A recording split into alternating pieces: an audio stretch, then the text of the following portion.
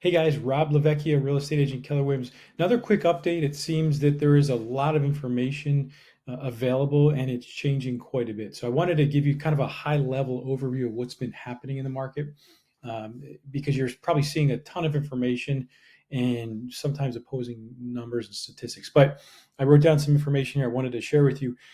We saw rates drop. So now we're at about a 5.7% on a 30-year fixed. Rates are fluctuating up and down quite a bit. Now, I'm not a mortgage guy, so I don't know and I can't speak to what's going to be happening specifically, but I can address it at a high level. Um, the Fed is not expected, but the Fed is going to meet July 26th into the 27th. At that time, there is the expectation that rates will jump.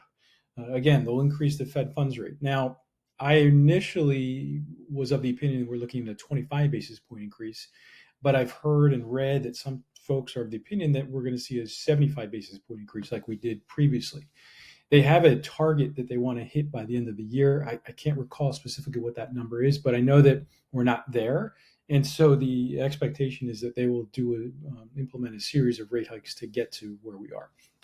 Again, all in an effort to curb inflation, which last I saw we were at about 8.6%, which is, as we all have seen, north of what we've seen over the last 40 years. So something they're trying to get a handle on there.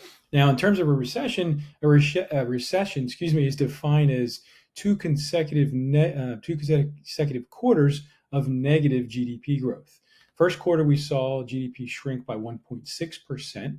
And while the information is not available now, it's expected at the end of this month. The expectation is that GDP will drop again to 2.1%. And so that is two consecutive quarters of negative GDP growth, which textbook definition is a recession. So I think it's kind of where we are. In terms of how that will affect the housing market, so demand is still there, although it is shrinking, but supply is still non-existent, and that is not going to change.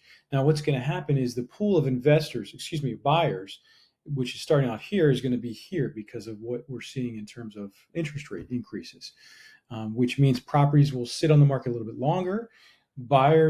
Sellers will be more apt to price reductions, in which case there creates an opportunity for buyers. So because of price depression that we're seeing. So I'm talking fast. I'm throwing a lot of information at you because I'm trying to always keep these videos short. Hope this is helpful. Come back to me if I can assist in any way. Talk to you soon.